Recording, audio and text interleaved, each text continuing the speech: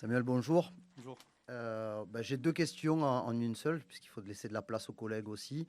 Je voudrais savoir un petit peu comment vous avez vécu ces derniers jours au sein du groupe et de fait, comment est-ce que vous êtes reparti sur un nouveau cycle de préparation par rapport au match du Shakhtar avec un nouveau staff, un nouveau coach, tout ça. Bonjour. Ouais, c'est vrai qu'on est très déçus. Surtout, je pense qu'on est les premiers responsables. Nous, les joueurs, on n'a pas fait ce qu'il fallait sur le terrain. Et lorsque vous avez un coach comme Monsieur Gattuso qui est limogé, on se sent touché parce que c'est vrai que j'ai dit on n'a pas fait ce qu'il fallait sur le terrain. Et voilà, maintenant il y a un nouveau coach qui vient d'arriver. Et il faut tous aller dans le même sens. Dans le même sens. Il faut rester unis, solidaires dans cette période compliquée. Voilà, on a un match important demain, donc il faut qu'on reste solidaire et qu'on aille chercher cette qualification demain. Fabrice.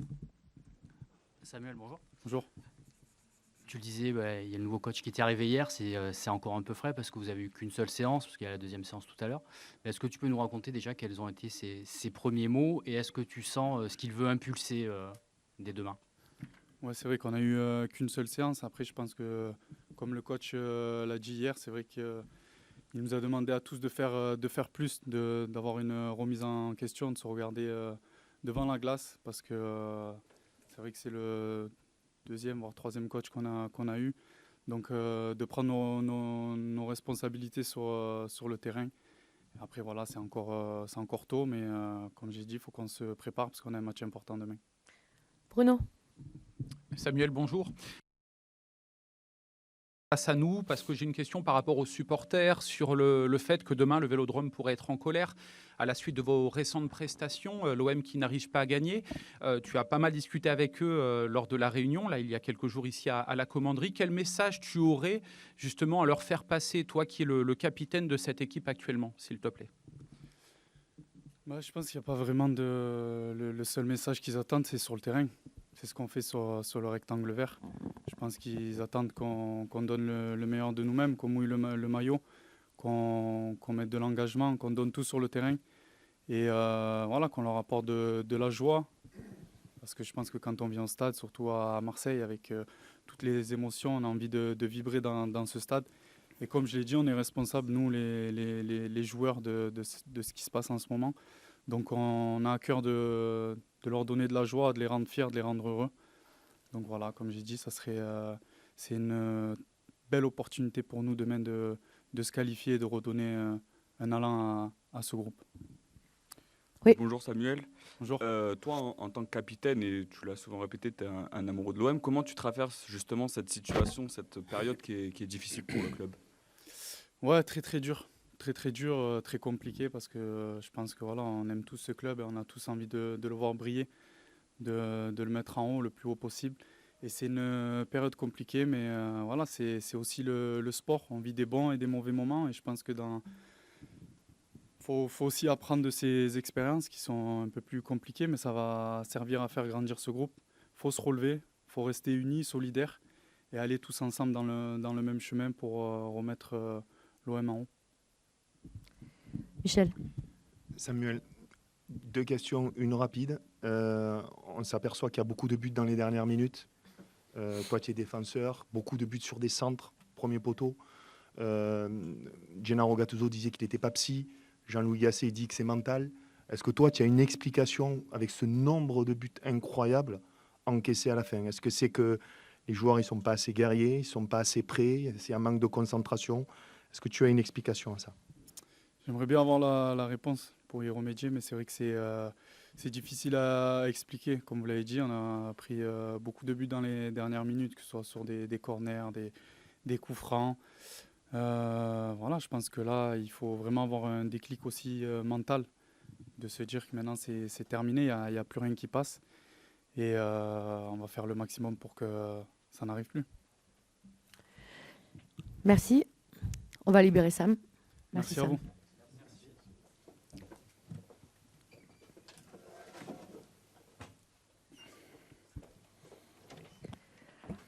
Allez, on va enchaîner avec le coach. Karim.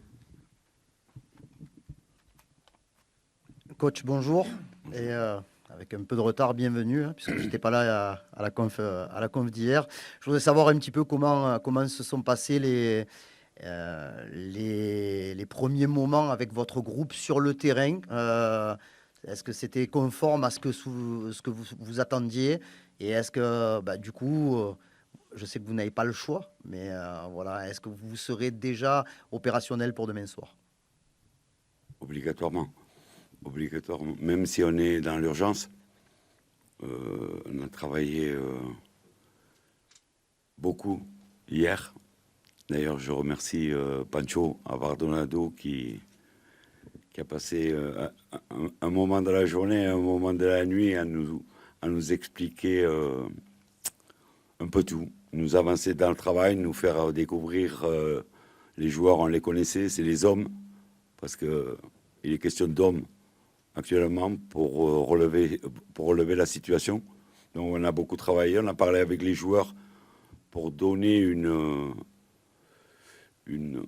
direction. On a traversé tous dans notre vie des moments où ça va un petit peu moins bien. Donc le travail, et un peu plus que ce qu'on fait chacun, un après l'autre, et après on va parler de groupe. Et après à moi à trouver la bonne formule dans laquelle ils se sentent bien, la bonne tactique, parce qu'il va y avoir de la pression. Et comment faire pour gagner ce match. C'est tout. Jean-Claude. Bonjour. La question tactique, vous en parliez, là, et du système, on en a longtemps parlé avec Gennaro Gattuso avant qu'il parte. Est-ce que vous avez, vous, déjà une idée claire de l'effectif que vous allez aligner demain? Et est-ce que vous savez déjà dans quel système vous allez faire jouer votre équipe? On a encore un entraînement là dans une heure. Il faut qu'on tienne compte des joueurs blessés. Il y en a qui sont incertains par rapport aux 2 matchs qui viennent de jouer. Il y a des petits bobos. Il y a un joueur suspendu, c'est Léo Ballardi. Un joueur qui peut être sur le retour, c'est Jordan Verretou. Et après, il y a des joueurs qui ne sont pas qualifiés pour la Coupe d'Europe. Donc, ça fait beaucoup de choses en même temps. Les joueurs arrivent. On va faire le dernier entraînement. Comme vous le savez, on reste ouvert là. Donc, on fera une petite mise en place demain matin avec les constats qu'on aura fait au cours de la dernière séance et les joueurs à disposition. Fabrice. Jean-Louis, bonjour. Vous avez parlé des hommes que vous avez découverts. Vous avez aussi beaucoup insisté sur l'aspect mental. Est-ce que vous pouvez nous dire dans quel état psychologique vous avez trouvé le groupe? Sam vous l'a dit. Ils se sentaient responsables. Ils aimaient leur entraîneur. Ils avaient beaucoup d'affection pour lui. Mais ils se sentent responsables de la situation. Mais ça arrive. Ça arrive dans la vie qu'on voit un entraîneur partir alors qu'on a des affinités avec lui. Mais qu'est-ce qui compte? Le plus important, c'est demain. On joue un match de Coupe d'Europe au Vélodrome, devant nos supporters. On n'a qu'une solution, c'est gagner. C'est nous qualifier. Michel.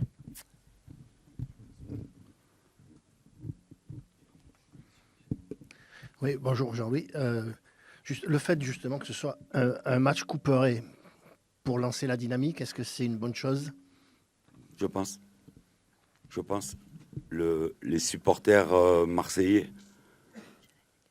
ont une histoire avec la Coupe d'Europe. Ils savent. Si c'était un match de championnat, ça serait peut-être plus difficile. Mais là, c'est un match couperé. Il nous faut gagner ce match pour passer un tour. Et ça redonnerait beaucoup de baume au cœur. Et le fait de voir que le Vélodrome va être plein, je pense que ça va être très motivant. Michel. 2 questions, Valentin, si juste après tu Rapidement, peux rester Michel. rapidement. Donc, vous savez, les peurs qu'il y a demain, c'est d'arriver au pénalty. Beaucoup de supporters, Ça fait 3 séances de tir au but que l'OM perd consécutivement et qui ont engendré une saison aussi catastrophique. Est-ce que vous allez préparer cette séance? Parce que, par exemple, Didier Deschamps dit ça n'a rien à voir de le faire à l'entraînement et après, dans le contexte du Vélodrome, ça n'a rien à voir. Est-ce que vous allez préparer une séance de tir au but? J'ai beaucoup de choses à préparer. Mais quand vous arrivez au bout de 120 minutes qu'il faut tirer les pénaltys, c'est pas en la regardant cet après-midi où on est décontracté et à vide, comme on dit. C'est comme à la pétanque, hein. C'est pareil. C'est pareil. Il faut être en condition pour tirer les pénaltys. Mais j'ai encore beaucoup de soucis avant les pénaltys. Moi, je veux bien qu'il y ait des suspendus, des joueurs non qualifiés, mais les rares matchs positifs de l'OM, ça a été en 3-5-2. On a l'impression qu'il y a des joueurs, ils ne peuvent jouer que dans le système, ils sont plus à l'aise, que ce soit les latéraux, les défenseurs centraux, 2 attaquants. On l'a vu, Gennaro Gattuso a voulu changer en 4-3, ça ne fonctionnait pas. Au-delà, encore une fois, des méformes, des absents, est-ce que quand même, vous vous dirigez peut-être vers ce système-là? C'est ce que m'a dit Pancho, et on a regardé les matchs dans ce système-là. Donc bien sûr, on a regardé le Shakhtar, on a regardé Brest, on a regardé les 2 compositions d'équipe, parce que c'est les joueurs en forme qui ont joué jeudi et dimanche. Il y a des joueurs qui relèvent de blessures, qui n'ont pas le litre pour jouer ou 1h30 ou plus, si possible. D'accord? Mais là, c'est vrai que j'ai regardé dans quelle composition les joueurs se sentaient les plus à l'aise. Ce qui compte, c'est l'animation. Quand vous faites une faute de marquage à la dernière minute, vous l'avez dit tout à l'heure, si vous perdez un duel à la dernière minute, c'est pas parce que vous jouez à 3 ou à 4. C'est l'agressivité, c'est la concentration, c'est tous ces petits détails qui font que à Donetsk, à 1 minute près, vous avez gagné 2-1. À Brest, à 1 minute près, vous avez pris 1 point. Vous comprenez? C'est ça qu'il faut. C'est le moindre détail qui est important. Et je pense qu'ils sont en train de s'en rendre compte parce ils sont malheureux. Ils sont malheureux d'avoir perdu leur mentor. Flo. Oui, Jean-Louis, avant de poser ma question, je voulais savoir si Paolo Lopez était disponible pour demain, selon les dernières nouvelles. Et il va faire un essai aujourd'hui. D'accord. Il avait un problème, un coup au mollet. Il n'a pas joué à Brest. J'ai discuté avec lui hier. Il veut bien sûr jouer le match, mais il veut avoir toutes les garanties. Donc, il fait un test cet après-midi. Et ma question concernait les leaders dans cette équipe. Hier, vous avez dit que d'abord, on mettait les leaders et ensuite, on mettait un peu l'équipe autour d'eux. Voilà. Quels sont les leaders de cette équipe? Et surtout, est-ce que vous en avez trouvé beaucoup? Est-ce que vous avez trouvé une âme de leader chez certains avec qui vous avez parlé hier et avant-hier? On a fait que de l'individuel. Au départ, j'ai vu tout le groupe et après, j'ai vu les gens qui me semblaient, et avec l'appui du staff qui a l'habitude de le côtoyer, qui a traversé ce mois de janvier difficilement, pour savoir. Je me fais aider par les gens, bien sûr. Je suis arrivé hier matin. Donc, je discute avec eux pour leur expliquer que la vie est comme ça. La vie est faite de moments difficiles, mais qu'il faut savoir relever la tête. Il faut savoir relever la tête et parler de demain. Et demain, on a une échéance très importante. Loïc. Oui, bonjour. Justement, pour revenir sur cette échéance, est-ce que votre président vous a fixé des objectifs particuliers pour cette Ligue Europa? Bien sûr, il y a le match demain, mais à long terme, est-ce que vous avez des objectifs particuliers? Non, j'ai pas d'objectif. D'accord, j'ai une mission de 100 jours. OK. Donc, on va essayer de gagner le plus de matchs possible. Mais là, c'est une compétition spéciale qui tient à cœur. Et donc, on peut ramener un peu de soleil à beaucoup de gens en faisant ce qu'il faut. Il faut réagir. Il faut réagir. C'est ce que j'ai dit aux joueurs. Et je pense qu'ils sont conscients. Franchement, je pense qu'ils sont conscients. Il faut leur faciliter la tâche, pas faire des choses compliquées, pas faire des choses qu'ils n'ont jamais vues, avoir un style de jeu peut-être plus simple,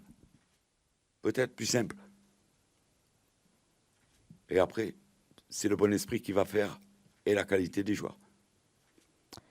Allez, on termine avec toi, Bruno, s'il te plaît. Coach, bonjour. Vous répondez un petit peu à la question. Moi, je souhaite savoir, avec votre expérience, si depuis hier, vous sentez que quelque chose est déjà en train de changer et que vous sentez que demain, peut-être, ça peut le faire et qu'on peut voir un autre OM, très honnêtement, en si peu de temps. Voilà. Je les sens conscients de ce qu'ils ont fait, de ce qui leur a manqué. Franchement, on a parlé, j'ai expliqué le nombre de situations dans ma carrière où j'ai fait et arriver à relever. Voilà ce qu'il faut faire, mais être très simple parce qu'ils ont la tête embuée, individuellement, un peu plus, chacun, mais que tout le monde soit conscient que c'est insuffisant. On parle de marquage, on parle d'agressivité, on parle de concentration, c'est la base du football. C'est la base du football. Je pense qu'ils sont conscients.